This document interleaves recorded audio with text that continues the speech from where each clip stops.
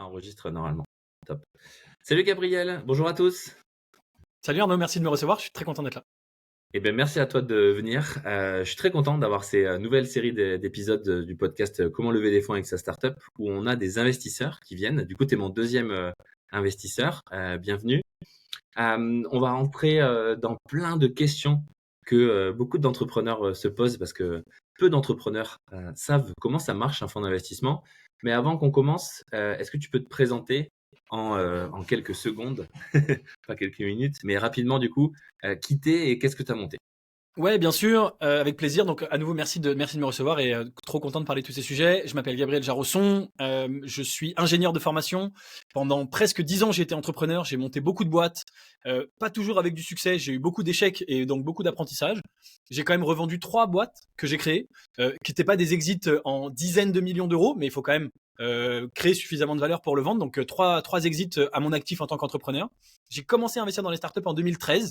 Donc ça fait 11 ans, commencé tout seul, ça se passait bien, ça se passait tellement bien que j'ai beaucoup d'amis et de contacts qui m'ont demandé d'investir avec moi, ce qui m'a amené à créer en 2017 Léonis Investissement, qui est devenu le plus grand club deal français francophone pour investir dans les startups. Il y a plus de 750 personnes qui ont investi avec moi, on a investi en tout plus de 35 millions et aujourd'hui, je suis spécialisé avec Léonis Investissement dans l'investissement dans les startups de la Silicon Valley et plus précisément du Y Combinator, le plus grand incubateur de startups au monde à San Francisco. Ce qui m'a amené, et je termine avec ça, à créer Lobster Capital, que je dirige aujourd'hui, qui est un fonds d'investissement. Donc aujourd'hui, j'ai 2 casquettes, Léonis, le club qui existe toujours, et Lobster Capital, le fonds d'investissement que je dirige. Ok. Du coup, Léonie, si j'ai bien compris, c'est assez impressionnant les chiffres. Donc 750 investisseurs ou investissement? Non, investissement. Non, 750 personnes qui ont investi. Ok. En tout, ça représente à peu près 70-75 investissements réalisés en tout. Ok. Pour 35 millions d'euros, donc à peu près un demi-million par boîte d'investissement, quoi. En moyenne, c'est très variable. On a fait des deals à 100K, des deals à plus d'1 million. Donc ça a varié, mais en moyenne, on est effectivement dans ces eaux-là. Ok. Du coup, ça nous donne du contexte parce que moi, ce qui m'intéresse aujourd'hui, c'est qu'on parle surtout de Lobster Capital, qui est un fonds d'investissement. Comment tu l'as monté, avec quel argent, pourquoi tu l'as monté, etc. Déjà, on va commencer par c'est quoi la thèse de Lobster Capital? J'ai un peu compris, j'ai l'impression que c'est lié à Y Combinator, mais du coup, ta thèse que tu défends sur c'est quoi la thèse d'investissement? Alors, euh, euh, en préambule, Lobster Capital, c'est un fonds américain.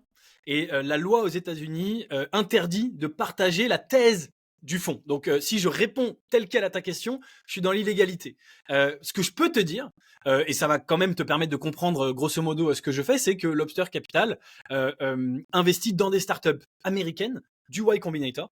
Ok. Voilà, au-delà de ça, il y a effectivement une certaine thèse sur un peu les types de boîtes qu'on cherche. Mais grosso modo, déjà, tu vois que ça enlève pas mal que ça permet d'affiner pas mal la question. C'est que des boîtes américaines en seed, du Y Combinator, dans lesquelles Lobster investit. Voilà. Donc uniquement Y Combinator. Ouais. Quand est-ce que tu as monté ce fonds-là? Il a quel âge? J'ai commencé ça début 2023. Donc c'est assez récent, tu vois, là, on est au début 2024, ça fait 1 an. Ok. Et vous avez investi dans combien de deals aujourd'hui, de startups? Aujourd'hui, avec Lobster, 5. Ok. Et vous mettez des tickets de combien en moyenne? Aujourd'hui, on a un ticket à 250 000 $ par investissement. Ok, d'accord. Et du coup, comment est-ce que tu as financé ce fonds d'investissement? Est-ce que c'est ton propre argent ou est-ce que tu es allé chercher des LPs, des limited partners, comme on dit? Alors, c'est les deux. C'est essentiellement des investisseurs et des limited partners, mais il est d'usage que le fondateur du fonds, on appelle ça le GP, le General Partner, c'est moi, investisse lui aussi son argent perso dans le fonds. Ça montre que tu es investi, ça montre que tu crois en ce que tu fais. Donc, moi-même, je suis effectivement un des investisseurs de Lobster Capital, mais je suis à l'échelle globale du fonds un petit investisseur. Ça n'a pas d'intérêt de faire un fonds et de mettre que son argent, sinon tu n'as pas besoin de faire un fonds. Tu investis ton argent directement. Donc, c'est les deux, c'est mon argent en toute petite minorité, c'est en général quelques pourcents du fonds pour avoir un petit investissement significatif et dire qu'on y croit. Et ensuite, effectivement, j'ai été chercher des investisseurs dans le fonds, ce qu'on appelle les limited partners. Donc, c'est des gens qui mettent leur argent dans le fonds et le fonds va investir cet argent pour eux. Ok. Ces limited partners, est-ce que comment tu les as chassés en fait? C'est plutôt comment est-ce qu'on combien de temps ça prend pour créer un fonds d'investissement? Parce que tu dis que tu l'as démarré en janvier 2023, début 2023, mais ça se monte pas en une semaine, un fonds d'investissement? Ou alors peut-être Alors les gens ont un énorme réseau? ouais, voilà, bah, c'est un peu ça. Il faut avoir du réseau. Ça se monte pas en une semaine. Un premier fonds, en général, c'est très très dur à monter, surtout en partant de zéro. Donc moi, je partais pas de zéro, j'avais tout l'historique de Léonis. Mais un premier fonds, grosso modo, ça met en général 2 à 3 ans à se monter. C'est extrêmement extrêmement long, c'est extrêmement compliqué, et ça se comprend. Il faut que tu ailles voir des gens et que tu leur dises confie-moi ton argent, je vais l'investir pour toi, et c'est moi la meilleure personne pour l'investir. Alors que quand on parle d'un fonds, on parle de sommes importantes. Hein, des gens ils te confient pas 2 000 euros, c'est des centaines de milliers, parfois des millions. En général, c'est pas en dessous, on n'est pas aux dizaines de milliers, on commence à la centaine, voire des millions. Donc ces gens-là, ils ont un accès à des panels d'investissement quand même assez énormes. Notamment, ils peuvent peut-être aller voir d'autres fonds qui sont plus établis que toi, plus grands, plus de crédibilité, etc. Donc un premier fonds, c'est hyper dur. Tu dois dire aux gens, faites-moi confiance. Paradoxalement, toutes les études montrent que c'est les premiers fonds et les plus petits fonds qui performent le mieux. Mais l'être humain, et on les comprend, les gens se disent, bah attends, Gabriel, c'est la première fois que tu fais ça.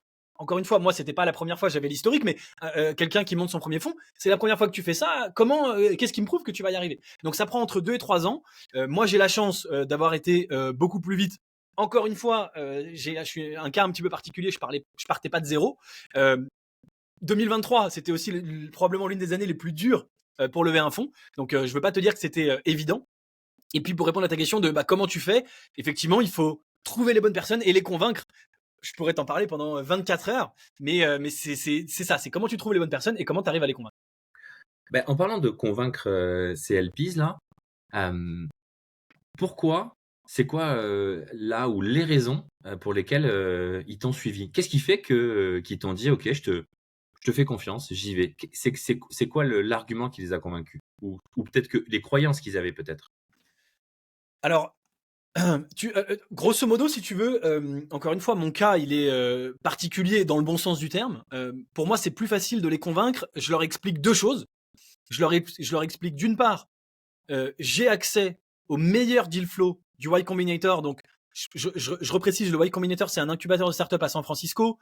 Il est extrêmement connu parce qu'ils ont incubé des boîtes comme Stripe, Airbnb, Dropbox, Coinbase, Twitch, Reddit, etc. Mais simplement, c'est extrêmement dur d'y avoir accès, de pouvoir investir dans ces boîtes. Parce que c'est un environnement très fermé. C'est tellement connu que tout le monde veut y investir, mais eux, ils n'ouvrent pas la porte à tout le monde. Au contraire, ils sont hyper sélectifs sur qui ils font rentrer. Moi, je suis rentré dans cet écosystème. Ça fait des années que j'y vais, que je passe beaucoup de temps, que je connais beaucoup de monde. Et donc, par beaucoup de travail, de persévérance, un peu de hasard et de chance, et la valeur que j'ai prouvée, ces trois choses-là font que je suis rentré dans l'écosystème. Et aujourd'hui, j'ai accès aux meilleurs deals du Y Combinator avant tout le monde. Je te donne un petit exemple pour illustrer ça. Il y a beaucoup de gens qui découvrent les deals du Y Combinator au Demo Day lorsque les startups viennent présenter. En fait, les meilleurs deals, ils se font en off-marché avant ça. Donc, il faut vraiment être intégré dans le réseau pour pouvoir avoir accès à ces deals-là. Et c'est mon cas. Et donc, Donc, je leur explique ça en disant j'ai cet accès-là, d'une part. Et deuxièmement, j'ai le track record. Regardez, j'ai investi 35 millions. Sur ces 35 millions, il y en a 24 investis au Y Combinator. Les 24 investis au Y Combinator aujourd'hui, ils en valent 50. Donc, en seulement 3 ans, j'ai multiplié par 2 la taille du portefeuille durant une des années les plus difficiles, 2023, et pas sur 10 euros, sur 24 millions. Et donc, je leur dis, bah, voilà ce que j'ai fait, voilà ce que je vais continuer à faire. Donc, encore une fois, c'est plutôt plus facile pour moi de les convaincre que pour quelqu'un d'autre qui dit juste, bah voilà, je monte un fonds pour investir dans les boîtes françaises et c'est la première fois que je fais ça. quand tu as monté Léonis Capital, tu t'attendais à. Tu avais déjà en tête ce plan de dire ça va être une carte, ça va être mon CV pour aller monter un fonds d'investissement demain, ou tu t'en es rendu compte petit à petit?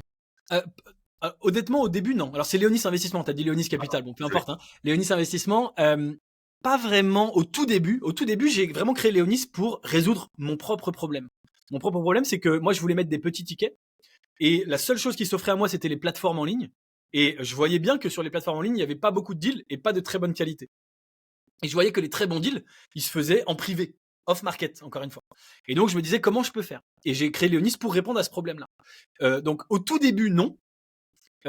Assez rapidement, le sujet est venu. C'est-à-dire qu'en fait, assez rapidement, beaucoup de gens m'en ont parlé, m'ont dit, bah, tu as créé ce club, tu pourrais faire le fonds. La suite logique pour toi, c'est le fonds, etc. Pendant des années, j'ai un peu résisté. Je savais pas exactement comment faire. Je pensais pas nécessairement avoir la crédibilité pour, en tout cas au début. Et puis finalement, bah voilà, le temps ayant passé, les beaux deals, le bel accès au Y Combinator, etc. Et puis je me suis dit bon bah là c'est vraiment le moment d'y aller. Donc, ton élément différenciant, c'est vraiment en fait tu as un accès à un deal flow prioritaire, qui est celui du Y Combinator, qui est quand même, pour tous ceux qui traînent un peu dans le monde des startups, j'ai un peu la référence, quoi, le Graal, on va dire, des accélérateurs de startups. Ouais. Et du coup, j'imagine que du coup, c'est ça qui a convaincu. C'est un élément important parce que ces LPs, ils n'y auraient pas eu accès sans toi. Donc, en fait, tu es leur porte d'accès pour avoir ces investissements-là. Exactement, comme ça l'était dans Léonis. Hein. Dans Léonis, je dis bah je vous offre des deals auxquels vous auriez pas accès. Donc il y a ça, et puis il y a la crédibilité, le track record en disant bah voilà, je suis pas un débutant, ça fait des années que je fais ça et que je le fais bien. Et du coup, tu as monté ton fonds aux States pour pouvoir investir aux States. En termes de régulation, de réglementation, pour pouvoir ouvrir un fonds, je sais qu'en France, il y a un truc qui s'appelle l'AMF. Ouais. Comment ça se passe aux States? Aux States, il y a l'AMF américaine qui s'appelle la SEC, qui est au moins aussi exigeante que l'AMF, voire plus. L'AMF est, enfin voilà, l'AMF est déjà bien exigeante, hein, clairement. Donc la SEC c'est pareil. La petite particularité, c'est que quand tu fais, comme j'ai des investisseurs français et européens, je dois et être en règle avec la SEC aux États-Unis et être en règle avec l'AMF en France. Donc voilà, il y a double, enfin c'est pas forcément plus simple, au contraire. Et il se trouve que donc moi, bah tout ce que je fais en termes d'investissement, c'est aux États-Unis. J'investis qu'aux États-Unis. Et donc, pour diverses raisons, j'ai choisi ça. C'est pas forcément le plus simple, mais aujourd'hui, c'est ce que j'ai fait. Voilà. Ça vient avec tu as répondu à la question que j'allais te poser, c'était est-ce que tu pouvais prendre de l'argent de n'importe qui quand tu ouvrais un fonds d'investissement de n'importe où sur la planète? Et donc, du coup, là, j'ai l'impression que la réponse, c'est non. T'es réglementé par rapport à là où ton fonds, là où tu crées ton fonds, qui est une entreprise. Oui, et t'es réglementé par rapport à là où sont les clients. Enfin, c'est pas les clients, c'est les investisseurs. Sinon, ce serait trop facile. Tu crées un fonds, j'en sais rien, aux îles Caïmans ou peu importe. Et puis tu peux aller en France comme un bourrin, tu respectes aucune règle, etc. Donc ça marche pas. Pour répondre à ta question, oui, dans l'ensemble, je peux prendre des fonds de pas mal d'endroits sur Terre parce que bah, c'est les États-Unis. Les États-Unis, ils accueillent beaucoup de pays. Mais par exemple, un exemple tout bête, c'est pas possible avec la Russie en ce moment. Donc Oui. pour des raisons évidentes, les Américains, les Russes, voilà, en ce moment. Et donc, il y a certaines choses que je peux pas faire. Pour ce qui est de la France, de l'Europe, etc., et des États-Unis, il n'y a pas de problème. Ok. Donc aujourd'hui, tu disais que tu mets des tickets de 250 000 dans chaque startup. C'est toujours le même montant du ticket ou ça peut varier? A priori, c'est un montant fixe, sauf Ok. si on a une trop petite allocation. Donc, allocation, j'explique, c'est si la boîte, on veut investir, je lui dis, bah nous, c'est 250 000, mais en fait, eux, ils ont que 100 ou 150 000 de disponibles, parce qu'il y a trop de monde qui veut investir. Alors, ça arrive très très souvent au Y Combinator. Il faut savoir qu'une boîte du Y Combinator qui lève 2 millions, en général, on va lui proposer entre 4 et 10 millions. Donc, elle a trop d'argent, et il faut qu'elle fasse un choix. Donc, c'est aussi là où moi, j'arrive à me frayer des places. C'est ça qui est aussi la force de ce que je propose. Et donc, il peut arriver qu'elles disent, bah, écoute, 250 non, mais 200 ou 150 ou 100, oui. Donc, à ce moment-là, si on a vraiment la conviction, on peut faire ça. Mais sinon, si on a la place qu'on veut, on n'ira pas au-dessus de 250, c'est le ticket classique. Ok. Du coup, ça répond aussi à une autre de mes questions, vu que tu as donné des chiffres de montant levé. En moyenne, entre 2 et 10 millions levés par les boîtes. Donc, ça veut dire que tu n'es jamais lead sur un investissement. Alors, quand je dis entre 2 et 10 millions, c'est ce qu'on va leur proposer. Hein. En général, les boîtes en seed du Y Combinator, à ce moment-là, au stade où nous on investit, elles vont lever autour de 2 à 3 millions. Mais on va leur en proposer jusqu'à 10, donc elles doivent choisir qui elles prennent pas. Et pour répondre à ton autre question, aujourd'hui, on n'a pas spécialement vocation à l'idée, mais ceci dit, la notion de lead, pour ce qu'on fait, c'est-à-dire le Y Combinator et ses jeunes boîtes, elle a peu d'intérêt parce qu'en fait, le lead, la seule différence, c'est que c'est lui qui va s'occuper d'établir les conditions, la documentation, non seulement la valo, mais tout ce qui va autour. Ici, avec le Y Combinator, on est, et c'est un avantage d'investir dans la Silicon Valley, il n'y a pas que le Y Combinator qui l'utilise, et le Y Combinator l'utilise aussi, avec le SAFE, le fameux SAFE qui a été mis en ligne par le YC. Et donc, il n'y a aucune clause à négocier, à part la valo. La valo, il faut la négocier. Mais en général, ces boîtes-là, encore une fois, elles ont tellement d'argent qu'il n'y a pas vraiment de négo. Elles disent, bah, ma valo, c'est tant. Et c'est à prendre ou à laisser. Donc, encore une fois, c'est assez différent de la France et de ce que beaucoup de gens connaissent, où il y a une valo, on la négocie, on se met d'accord sur les termes, sur les conditions et tout. Là, il y a un document standard. La seule chose qu'il faut déterminer, c'est le prix. Le prix, en général, c'est la boîte qui le fixe et c'est à prendre ou à laisser. Il y a des exceptions, mais en général, c'est ça. Donc, en fait, le concept du coup de lead, quand il n'y a ni le prix à négocier, ni les conditions du deal, il a pas grand intérêt. Voilà. Donc, c'est un monde encore, c'est un monde un peu différent. Ok, ouais. Mais du coup, je comprends mieux du coup la spécificité. Les SAFE, du coup, pour rappeler pour ceux qui connaissent pas, c'est en France on appelle ça les BSAR, bons de souscription d'actions, accord pour investissement rapide. Et ça a été inventé par la Silicon Valley. Et le principe, il est assez Et par le génial. Y Combinator d'ailleurs. Par le Y Combinator, ouais. Le principe, c'est tu donnes de l'argent, donc 250 000 euros, dollars, pardon, avec une certaine valeur, avec un cap, avec un floor. Et par contre, tu n'as pas tes actions tout de suite. Tu les auras au bout d'un certain temps ou au bout d'une action de liquidité, donc la prochaine levée de fonds. Ce qui m'amène à ma question suivante. Est-ce que, du coup, tu as une stratégie avec ton fonds de remettre de l'argent au prochain tour dans les boîtes dans lesquelles tu investis ou jamais? Alors, oui et non. Donc, ce fonds-là n'a pas de réserve pour les follow-on, pour remettre au tour suivant, mais ça peut éventuellement être proposé aux investisseurs du fonds à part. Donc, si jamais il y a un nouveau tour, le fonds, lui, ne remettra pas.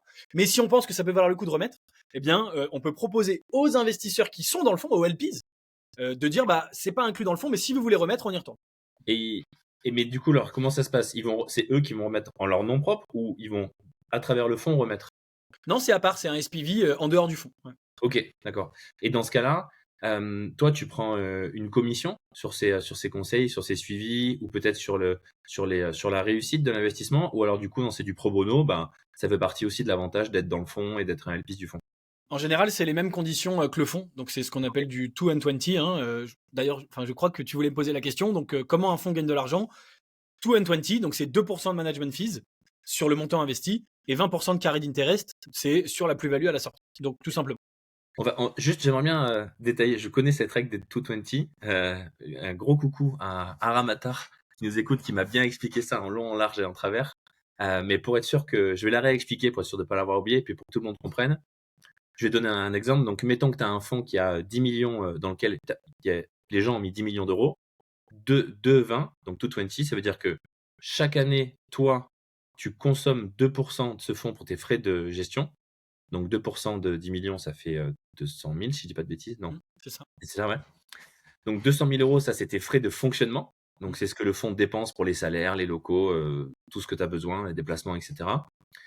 Donc ça c'est le 2. Et le 20%, c'est l'argent que tu as investi. Le jour où la startup, ben, vous gagnez de l'argent, donc elle vend ses parts ou qu'elle est introduite en bourse, toi tu prends 20% des gains.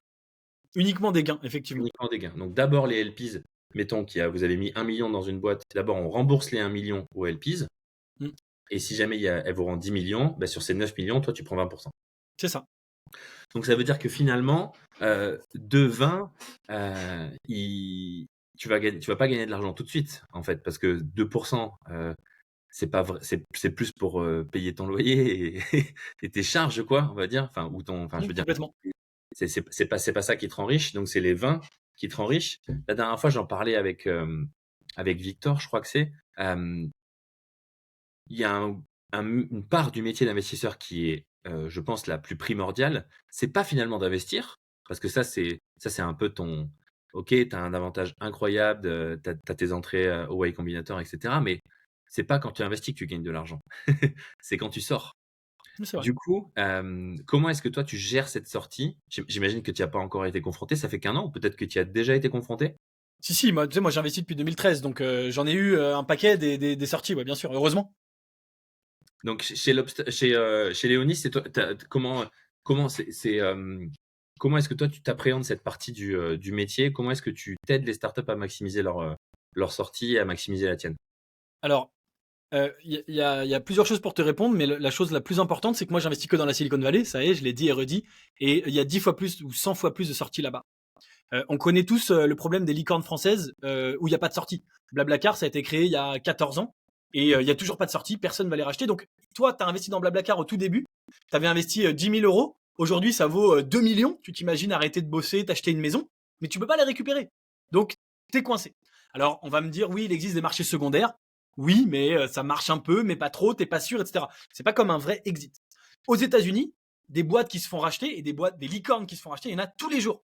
On a Figma avec Adobe, on a Microsoft qui rachète Activision Blizzard, on a 10 000 boîtes qui rachètent les GAFA ou les GAFAN, voilà, rachètent chacune entre 10 et 50 boîtes par an. Et c'est sans compter toutes les autres boîtes du Nasdaq, toutes ces grosses boîtes qu'on connaît. Moi, j'ai vendu une startup à comment ça s'appelle? J'ai oublié, mais qui est une boîte cotée au Nasdaq dont j'avais jamais entendu parler, mais qui met des centaines de millions sur la table. Et tu dis, mais c'est fou quoi. Je savais même pas que cette boîte existait. Elle est cotée au Nasdaq, elle gagne du fric, elle fait des rachats, etc., etc. Tu vois. Ça m'embête de pas retrouver le nom. Bon, c'est pas grave, ça va me revenir. Et donc, ça c'est la première chose. Énormément d'exit là-bas dans la Silicon Valley. Et deuxièmement, les boîtes qui se font pas racheter, elles ont toujours l'option de rentrer en bourse. Et ça, pareil, en France, ça n'existe pas. Une boîte comme Blablacar, qui est connue de tout le monde, il pourrait dire, bah, ça fait 14 ans, personne ne nous a racheté, tant pis, rentrons en bourse. Mais la bourse en France, il se passe rien, tout le monde s'en fout. Il y a une IPO tous les 5 ans. Voilà. Aux États-Unis, tu as à peu près 5 IPO par semaine de startups qui rentrent en bourse. Donc ça fait 250 boîtes par an. Ouais, t'en as 5 par semaine, c'est hallucinant, en moyenne. 2023, évidemment, c'était moins, mais Oui. 2021-2022, c'était plutôt 10 par semaine. Donc je te fais une moyenne, c'est 5 par semaine en gros sur les années normales. Donc voilà. En fait, comment je fais? Bah déjà, j'ai choisi le bon endroit pour investir. Tout simplement, ça change beaucoup. Ensuite, comment je fais pour maximiser mon exit et comment j'aide les startups dans ce sens? Moi, je suis entrepreneur, j'ai vendu 3 boîtes, je les aide à créer la meilleure boîte possible. Donc moi, je passe du temps avec les boîtes pour leur aider à faire de la croissance, à trouver des clients, à s'améliorer. Je m'occupe pas de l'exit. Si tu crées une super boîte, l'exit, il viendra. Surtout dans la Silicon Valley. Si tu crées une super boîte en France, t'es solo du ghetto et il se passe rien. Mais dans la Silicon Valley, il y a tellement de business, tellement d'entreprises que l'exit viendra. Donc moi, je me concentre sur sélectionner les meilleures boîtes au départ. C'est vraiment ça mon métier. Et ensuite, les aider à se développer avec tout ce que j'ai appris toutes ces années, tout mon passé d'entrepreneur. Ok, donc finalement, toi, tu es dans un écosystème tellement riche, avec tellement d'activités de rachat, d'entrée en bourse, que cette partie-là, c'est pas un souci. Il n'y a pas besoin en fait de mettre de l'énergie. Il y a même, j'imagine, peut-être aussi des plus gros investisseurs que toi qui doivent s'en occuper avec un réseau énorme. Et toi, du coup, tu te dis, ben moi, ma force, c'est l'opérationnel, c'est d'aider les boîtes à scaler, à trouver des clients. Donc c'est là-dessus que je vais Ça. miser. Ce rapport de force, il est quand même assez incroyable. J'ai hâte d'avoir un investisseur français, d'un fonds d'investissement en France, pour comprendre un peu comment eux, tu vois, ils gagnent de l'argent versus toi. En parlant de retour sur Tu sais, investissement, il y a beaucoup de fonds qui galèrent en ce moment parce qu'ils ont des belles performances sur le papier, mais qu'ils n'ont pas d'exit. C'est le problème des fonds d'investissement français. Sur le papier, c'est plutôt cool, mais l'investisseur, moi, ils me le disent tous, mais ils le disent à tout le monde. Ils disent, mais ok, c'est cool sur le papier, mais quand est-ce que l'argent il est sur mon compte en banque? Donc, tu as beaucoup de fonds aujourd'hui qui ont ce problème-là. Et pose-leur la question, ils vont te répondre des grandes tirades de ah bah oui, mais machin, bah ouais, mais où est l'argent en fait au final? Donc voilà. ben, je leur poserai la question. Je leur parlerai de ces grandes tirades. En parlant de performance, du coup, vu que tu n'as pas ce problème d'aller maximiser, qu'est-ce que tu as vendu à tes LPs comme performance? Qu'est-ce que toi, t'attends que le fonds fasse comme performance et comment tu les mesures? Alors, moi, j'ai pas spécialement vendu de performance précise à mes LPs parce que ma phrase préférée, c'est j'ai pas de boule de cristal. Donc, je ne sais pas de quoi demain sera fait et je peux pas te dire ce que va faire le fonds. Je peux te dire ce que je vise et je peux te dire ce que j'ai fait par le passé. Donc, si tu regardes ma performance sur mes investissements à date, on mesure ce qui s'appelle le TRI. Donc, le TRI, c'est la performance annualisée. Hein. Donc, c'est comme quand on parle d'un investissement immobilier qui va te rapporter, je sais pas, 8% brut par an. Nous, on regarde par an combien ça te rapporte chaque année. Donc, si tu mets 100, ça dure 5 ans. Et ben, si tu as gagné X% par an, au bout de 5 ans, t'attends. Donc, à nouveau, ce TRI, il peut bouger en fonction des performances. Par exemple, début 2023, j'avais un TRI plus élevé qu'aujourd'hui, puisque en 2023, il y a eu quelques boîtes de mon portefeuille en difficulté. Il y en a eu très peu, et c'est une bonne chose. Il y en a eu quelques-unes, d'une part. D'autre part, il y a une année de plus qui s'écoule, donc on mesure la performance totale sur une durée plus longue. Voilà. Mais je peux te dire, le TRI actuel, il est à 27%. Donc ça, c'est 27% par an. Il était plus élevé, mais ce qui est déjà assez chouette, puisqu'on dit que dans la Silicon Valley, pas en France, hein, dans la Silicon Valley, les meilleurs font 30%. D'accord? De façon consistante sur le long terme. Donc moi, je suis à 27%. Maintenant, tu as des fonds qui font beaucoup plus. Tu as vraiment les meilleurs fonds qui font du 40-50%. annuel. Donc t'imagines, c'est complètement hallucinant. Mais déjà faire 27% annuel, c'est assez cool quand tu vois que le S&P 500, je crois que ça fait 11% par an en moyenne. L'immobilier, t'es à, enfin 10, c'est vraiment que t'es très bon, mais en général les gens sont plutôt entre 5 et 8 quoi. Et donc là on est à 27. Euh, Ça c'est voilà. Et puis après mon objectif sur le fond, bah, c'est de dépasser ça, d'être entre 30 et 50% annualisé, et donc de faire un fonds qui après on mesure ça aussi en multiple du fonds. Moi je veux faire un fonds à 10x, à 10 fois, donc ça veut dire que je veux faire un fonds où tu mets 1 million, je te rends 10 millions. Voilà. C'est sur une longue durée, hein, ça se fait pas sur un an ou deux. Hein. Le fonds il a une espérance de 10 ans, même peut-être plus. Hein. Les grands exits ils mettent parfois plus que 10 ans. Mais c'est ça mon objectif. Encore une fois, attention, cet objectif-là, il n'engage que moi. C'est pas du tout une promesse. C'est ce que moi j'ai envie de délivrer. Et encore une fois, je me donne les moyens. J'investis dans le meilleur incubateur du monde. Donc je pense que c'est pas du rêve ou du délire. Je pense que si quelqu'un peut vraiment faire cette performance, c'est un fonds comme le mien. Mais en aucun cas, c'est une promesse, évidemment. J'imagine. TLP, du coup, j'imagine qu'ils ont pas investi que dans ton fonds. Tu t'es une partie du coup de ce que tu disais, parce que tu disais soit ils se font dans l'immobilier, soit ils font dans la bourse, etc. Et en fait, une partie de l'argent alloué, ils le mettent dans ton fonds. C'est un risque qu'ils prennent parce que peut-être l'immobilier ça rapporte moins, mais c'est un peu moins risqué. Exactement. Ça sent un peu moins. Et donc ils viennent aussi avec ce goût du risque. Est-ce que toi tu les sélectionnes, tes LPs, ou alors tu vas pas me dire que tu les sélectionnes pas parce que sinon ils vont mal le prendre, mais je veux dire, c'est quoi ton niveau de sélection pour un LP? C'est quoi tes critères? Ça, c'est super intéressant. En général, il y a beaucoup de LPs, enfin quasiment tous mes LPs sont des gens que je connaissais déjà Ok. ou qui m'ont été présentés et recommandés. Donc, si tu veux, si quelqu'un m'approche demain que je connais ni d'Ève ni d'Adam et qui me dit je veux investir dans ton fonds, déjà on va se connaître. Et ça va dans les deux sens, c'est-à-dire qu'en fait il y a jamais personne qui dit bah tiens je te connais pas mais je veux te filer 1 million. Lui aussi il veut apprendre à te connaître. Donc voilà, c'est des gens qu'il faut rencontrer. Je me suis un peu déplacé aux quatre coins du monde, rencontrer des investisseurs, tu vois, dans d'autres pays, etc. Et comment je les sélectionne, bah après ça se fait dans la relation qu'on établit si tu veux. Mais effectivement il faut que ce soit des gens qui savent ce qu'ils font, qui savent le risque qu'ils prennent. Moi j'aime beaucoup des gens qui ont un réseau et qui vont pouvoir non seulement venir dans le fond mais me présenter d'autres investisseurs. Donc c'est aussi comme ça que bah tu petit à petit grossis. Voilà, après bah très honnêtement la sélection elle se fait beaucoup sur avoir les moyens de rentrer dans le fond, hein, puisque c'est un fonds d'investissement comme je disais où pour rentrer on est sur des tickets vraiment élevés, donc c'est pas du tout ça peut pas être monsieur et madame tout le monde avec un job. Soit ils ont hérité d'une somme de dingue de leurs parents, mais la plupart du temps c'est pas le cas. Je crois pas avoir d'héritier. Donc à 99%, enfin en grosse partie, en tout cas peut-être pas 99, mais en grosse majorité, ce sont des entrepreneurs qui à un moment donné ont fait un exit, ont revendu leur boîte, ou ils l'ont pas revendu mais la boîte elle cartonne et ils ont des très gros salaires, etc. Donc c'est des gens qui sont un peu dans le même univers que moi. Alors attention, c'est pas forcément des gens qui sont dans les startups, etc. Mais ça peut être quelqu'un qui a monté une grosse PME française, voilà, industrielle. J'ai quelqu'un qui a monté, j'ai un de mes investisseurs qui a monté l'une des plus grandes boîtes françaises. C'est pas du tout une PME, c'est une très très très grosse boîte qui pèse hyper lourd et qui n'a rien à voir avec les nouvelles technologies.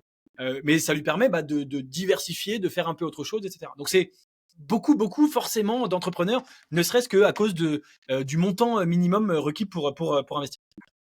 Ok.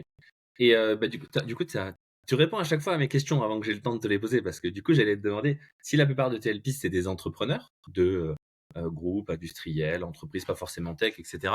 Parce que je sais qu'il y a il y a des fonds de fonds.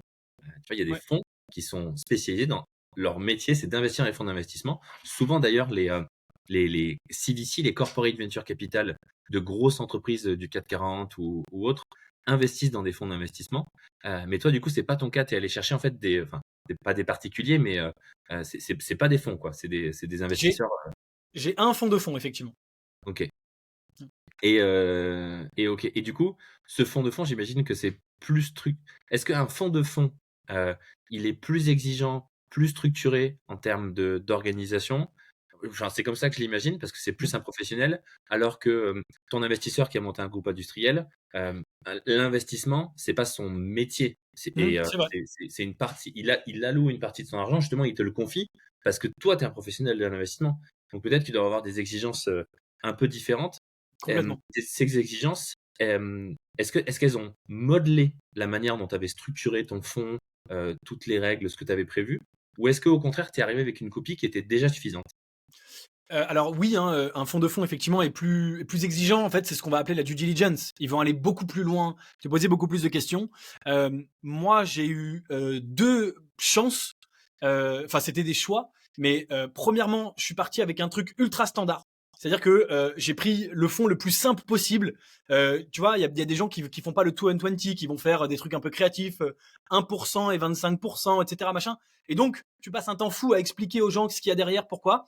Moi, j'ai fait le truc le plus basique qui soit. J'ai pris le truc sur l'étagère et j'ai dit voilà, ça c'est mon fonds, bateau. Donc, ça correspond très bien à tout le monde et aux particuliers qui comprennent très bien et aux professionnels qui comprennent encore mieux parce que c'est vraiment le truc de base. Donc ça, c'est la OK. première chose. La deuxième chose, c'est que j'ai été assez bien accompagné dès le départ par des différents organismes, des contacts, des connaissances qui avaient déjà fait ça, etc. Encore une fois, j'avais tout le passé d'investisseur, donc je connaissais du monde. Et donc, quand j'ai eu par exemple à faire cette due diligence pour ce fonds de fonds, qui a été assez poussé, en fait, ça a pris du temps parce que c'est leur processus qui prend du temps, mais je savais que ce genre de choses allait arriver. Et donc très vite, en amont, je m'étais préparé. Il n'y a pas eu un truc où le gars il me dit envoie-moi ça par mail et tu vois. Parce que j'avais anticipé, je voulais pas être dans cette situation. Tu dis merde, j'ai 24 heures ou 48 heures pour lui répondre, et il faut que je reparte de zéro et tout, c'est le bordel. Donc j'avais préparé en amont des choses. Pour tout te dire, j'ai même préparé tellement de docs que y en a les 3 quarts qui sont inutiles aujourd'hui. Et c'est pas grave, je m'en resservirai pour mon prochain fonds qui sera plus gros, où j'aurai des plus gros investisseurs. Là, tu vas encore dire que je réponds à ta question suivante. C'est clair. Des plus gros investisseurs qui auront des plus grandes exigences, mais au moins j'ai déjà bossé sur tout ce qui est doc, plein de choses encore une fois dont je me suis pas du tout servi aujourd'hui. Je préférais avoir cette démarche là pour être tranquille. Et donc c'était pas compliqué, et donc j'ai pas dû changer mon fonds. C'était ça ta question, pour répondre à leurs exigences. J'avais tout ce qu'il fallait. Simplement ça a été long parce que c'est un processus long qui vient de, et c'est normal, ils veulent prendre leur temps pour pas se précipiter, c'est comme ça qu'ils fonctionnent. Et tiens, on va faire deux dates, deux temporalités l'une face à l'autre. Le temps en moyenne que tu as mis entre le premier rendez-vous avec un LPs et le moment où ils ont mis l'argent dans le fond, et le temps en moyenne entre le premier rendez-vous avec toi et une startup et quand toi tu mets l'argent. C'est quoi? Tu vois cet écart de ces deux dates en parallèle? Alors, la première question, le temps entre le premier rendez-vous et l'argent, ça varie. J'ai eu plusieurs fois l'expérience de gens qui te disent oui en moins de 30 minutes. Un coup de fil, et j'ai des gens qui m'ont balancé des sommes, franchement, j'ose même pas les dire à ton micro, des trucs de fou. En 30 minutes, tu raccroches, il te dit c'est bon, envoie-moi les papiers. Tu raccroches, t'envoies les papiers, dans l'heure, c'est signé, c'est terminé. Ça m'est arrivé plusieurs fois. Ouais. Donc ça, c'est le plus rapide. C'est 30 minutes. Si tu comptes la signature et le virement, il arrive 3 jours après, mais voilà. Ça, c'est le plus rapide. Le plus long, j'ai eu des extrêmes. J'ai eu des gens. Encore aujourd'hui, j'ai des gens, tu vois, qui vont peut-être arriver dans mon deuxième fonds à qui je parle depuis des mois et des mois et des mois. Donc, j'ai eu des trucs qui ont duré plus de 6 mois. Ok. Voilà, ça existe. Donc, il y a vraiment tous les extrêmes. En moyenne, parce que c'est des particuliers. Hein, encore une fois, on parlait d'un fonds de fonds, ils ont une procédure plus lente et c'est normal, c'est leur fonctionnement à eux. Mais pour des particuliers, en moyenne, j'ai remarqué que plus les gens vont vite, plus c'est bon signe. Quelqu'un qui fait traîner le truc, il y a beaucoup plus de chances qu'ils finissent par te dire non. Parce qu'en fait, ça se trouve, il fait traîner parce qu'il ose pas trop te dire non ou qu'il sait pas, qu'il est indécis. Comme ce que je fais, c'est simple à comprendre. J'ai quand même beaucoup de gens qui me disent, bah voilà, reviens vers moi dans une semaine ou deux. Ils y réfléchissent le week-end et la semaine suivante, ils te disent, bon bah vas-y, let's go, on y va. Ou j'ai encore des questions. Je réponds à leurs questions, je leur relaisse un week-end et on y va. Mais grosso modo, ça va quand même assez. Pour répondre à ta deuxième question, quand est-ce que je dis go pour envoyer de l'argent à une startup après que je l'ai rencontrée? À nouveau, je suis dans un monde vraiment à part, le monde de la Silicon Valley par rapport aux Français, et je suis dans un monde vraiment à part, le monde du Y Combinator. La Silicon Valley, ça va beaucoup plus vite que la France. En France, une levée de fonds, c'est 3 à 6 mois. Dans la Silicon Valley, c'est moins d'un mois. C'est un peu plus. Euh, ouais, toi tu dis même plus, voilà. Moi, je Euh, vois euh, 9 mois et ouais, en 9 justice, mois. un enfant, quoi. Dans la Silicon Valley, c'est un mois. Et au Y Combinator, c'est très souvent 1 à 2 semaines, les levées de fonds. C'est-à-dire que moi, ça m'est arrivé de parler à des mecs le lundi. Il dit, moi, j'ai commencé aujourd'hui, je me suis organisé, j'ai tous mes rendez-vous. Et vendredi, c'est bouclé. Donc, il me dit, tu me donnes une réponse d'ici vendredi. Voilà. Et au début, tu peux dire, ah, mais c'est du mytho, il te met la pression, machin. Non. Le vendredi, c'est terminé. Le mec, il a ses 2 ou 3 millions. C'est un des énormes avantages du Y Combinator, c'est qu'il y a tellement de gens qui veulent investir dans ces boîtes. Hein, je te disais qu'ils en cherchent 2 ou 3 et qu'on leur donne 10. Donc, il y a tellement de gens qu'ils peuvent aller très, très vite. Donc, j'ai dû m'adapter. Et donc, moi, ça peut m'arriver enfin, ça m'arrive même souvent de donner. Et puis le lendemain, tu sais, tu vas ou tu vas pas. Moi, j'ai des grilles de lecture assez précises, donc je sais rapidement si ça rentre dans les clous ou pas. Et puis, tu sais, je vois passer entre quasiment 10 000 boîtes par an depuis plus de 10 ans. Donc, j'ai vu, je pense, plus de 100 000 boîtes dans ma vie. Donc, pareil, j'ai quand même acquis certains automatismes, évidemment. C'est ce que j'allais te demander. Avant qu'on parle de ton prochain fonds et du coup de la date de péremption de ce fonds-là et de comment ça marche, et je vois le temps qui file à toute vitesse comme à chaque fois. C'est quoi tes critères no-go qui te font dire que tu vas pas et est-ce qu'ils sont liés que aux fondateurs ou est-ce que tu as aussi des critères no-go autres que les fondateurs? Il y en a d'autres. Alors, il y a tous les critères no-go, ils sont pas dans la Silicon Valley, ils sont pas au Y Combinator. Bon, ça, c'est évident. Il y a plein de critères liés aux fondateurs, bien sûr. Fondateur seul, c'est pas un no-go, mais c'est quand même T'aimes pas? un peu touchy, tu vois. Des fondateurs qui seraient malhonnêtes, des fondateurs qui connaissent mal leur sujet, qui connaissent pas leurs chiffres, qui hésitent dans les réponses quand des questions simples sur la boîte, mais vous en êtes où, vous faites quoi, il sait pas. Tu dis, c'est embêtant. Tu vois, là, j'ai posé la question sur un truc tout bête. J'ai dit, c'est quoi votre burn? Donc, le burn, c'est combien tu dépenses par mois? Et le gars, il me dit, ah bah attends, je vais regarder, je sais pas.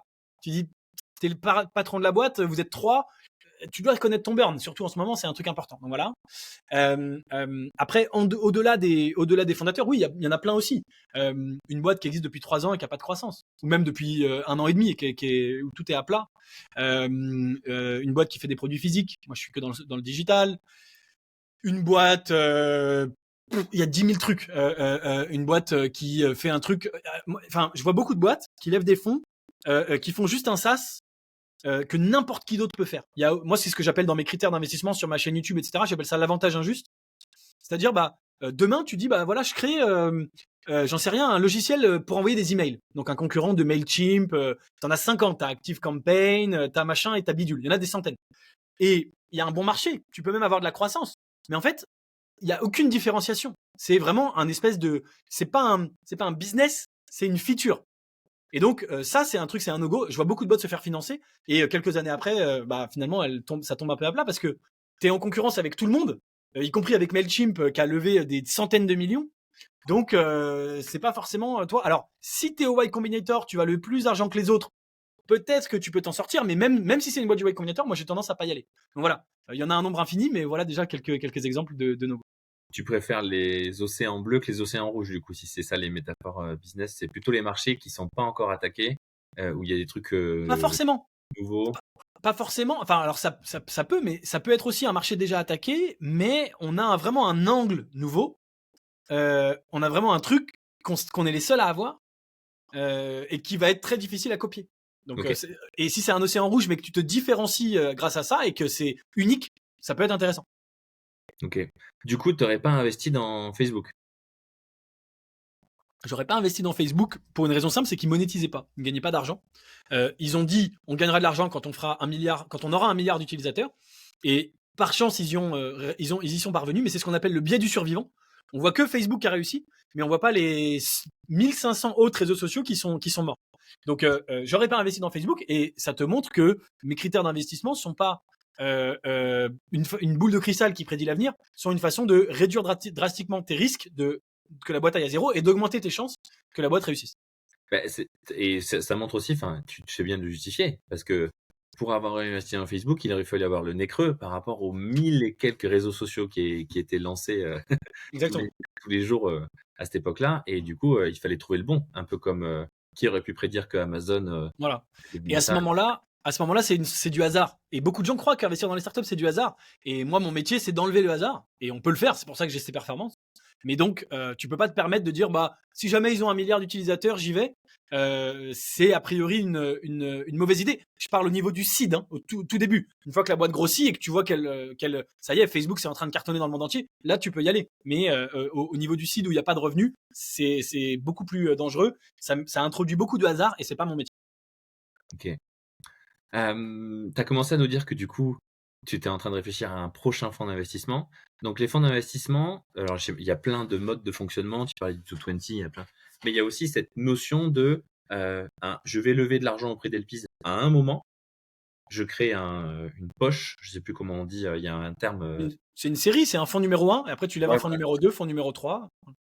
et donc du coup, ensuite, généralement, soit tu recrées la même poche monétaire avec la même thèse et tu recontinues et tu recrées un cycle d'investissement, soit tu grossis, c'est ça? Oui, la plupart des fonds choisissent de grossir, évidemment. Ouais. Et pour avoir un ordre d'idée, ton premier fonds, je sais plus si tu nous l'as dit, ta poche financière, tu peux pas nous le dire, je vois ton sourire. Si, non, je l'ai pas dit. Et, le premier fonds, c'est 10 Ok, millions. Et le deuxième, ce sera 5 ans. ok. Ah oui, c'est quand même x5, c'est pas. Ok. Ouais. Et donc, ces 10 millions, ton objectif, c'est d'investir du coup dans 40 boîtes à peu près. Tu C'est mets ça. 250 000 par startup. Plus vite tu y arrives, moins vite tu y arrives. Est-ce que toi, tu as quand même parce qu'on parle souvent de fonds d'investissement qui ont de l'argent et ils savent pas quoi en faire. C'est-à-dire parce que ils ont promis à leurs LPs que ils allaient investir dans 40 boîtes en, je sais pas, 5 ans. Et ils arrivent à la 4e année, il leur reste 20 boîtes à investir. Et là, il faut absolument qu'ils mettent parce que s'ils le mettent pas, il est perdu cet argent. Non, alors il n'est pas perdu. Ce qui se passe dans ce cas-là, c'est que tu retournes voir tes LPs et que tu demandes une extension de la période d'investissement. Tout le monde te la donne parce que ça, voilà. Donc il vaut mieux effectivement investir lentement et dans les bons deals que trop rapidement. Mais moi, ça a peu de chances de m'arriver parce que moi, j'ai vraiment beaucoup de deal flow, accès à beaucoup de deals que j'adore. Et donc, je j'ai pas d'inquiétude à savoir les déployer. Encore une fois, je l'ai déjà fait par le passé. Ça fait des années que je fais ça et que je déploie à ce rythme. C'est pas comme si je démarrais, contrairement à beaucoup de gens qui créent leur fonds. Donc je sais que je vais à peu près le déployer sans problème. Ok. Et du coup, donc c'est quoi la durée de ce fonds-là, du Lobster 1, on va l'appeler. T'as prévu combien de temps? 3 ans, 5 ans, 7 ans? Pour l'investir, c'est un peu moins de 3 ans. Ok, Disons 3 ans. 3 ans. Et est-ce que tu peux redémarrer ton Lobster 2 avant d'avoir fini ton Lobster 1 ou comment est-ce qu'il y a une règle il y a des règles par rapport à ça? Il y a des règles. Il y a des règles et les règles, elles se trouvent dans les papiers de ton fonds. Donc après, tu peux décider dans ton fonds dire qu'il n'y a pas de règle et que tu recommences le deuxième quand tu veux. Le standard, c'est quand même d'avoir une règle. Et donc après, tu peux décider à partir d'un certain pourcentage investi. Donc tu peux recommencer. En grosso modo, c'est soit à partir de 50%, soit à partir de 75%. Donc en général, chacun fait ce qu'il veut, mais soit quand tu as commencé à investir la moitié de ton premier fonds, tu peux commencer à lever le deuxième, soit 75%. Moi, dans mon cas, c'est 50%. Donc dès que j'ai investi la moitié du premier, Ok. je peux commencer à lever le deuxième. Et comment ça se passe? Mettons, tes 10 millions, tu as mis tes 40 tickets. Ok. Et du coup, il n'y a plus d'argent dans le fonds. Mais il faut bien s'en occuper de ces deals. Comment ça se passe sur le 220, donc les 220? Est-ce que du coup, tu as encore des frais de gestion, de fonctionnement? Ça dépend des fonds. Ça dépend des fonds, mais de toute façon, tu sais, une fois que l'investissement il est fait, tu dis il faut s'en occuper. Il n'y a pas grand-chose à faire. Alors, ça dépend si tu veux aider les entrepreneurs à vraiment grossir leur boîte, ce que moi je fais. Mais je le fais dans tous les cas. Tu vois, je le fais aussi dans Léonis, alors que dans Léonis, il n'y a pas de management fees du tout, par exemple. Et donc, c'est une question presque de réputation, c'est des gens que tu connais, etc. Donc, t'es pas payé pour faire ça. Tu es dans un truc global d'être investisseur. Tu veux aider, tu aides, mais tu demandes pas de salaire à qui que ce soit.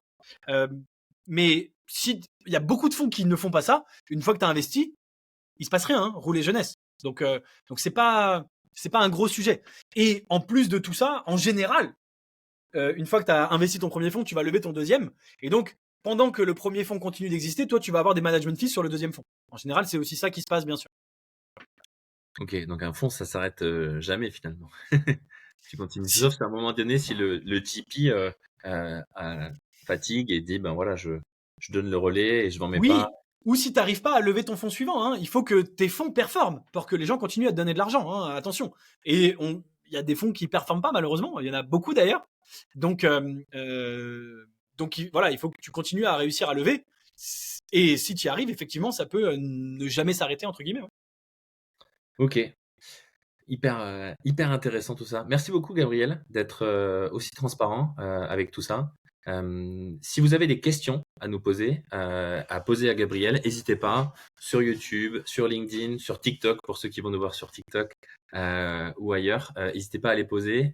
J'irai chercher Gabriel pour avoir les réponses ou s'il les voit, il vous répondra. Je te remercie beaucoup, Gabriel, pour tous ces détails Merci, Arnaud. et je vous remercie à tous d'avoir écouté le podcast et je vous souhaite à tous et à tous une bonne journée. À la prochaine. Merci, Gabriel.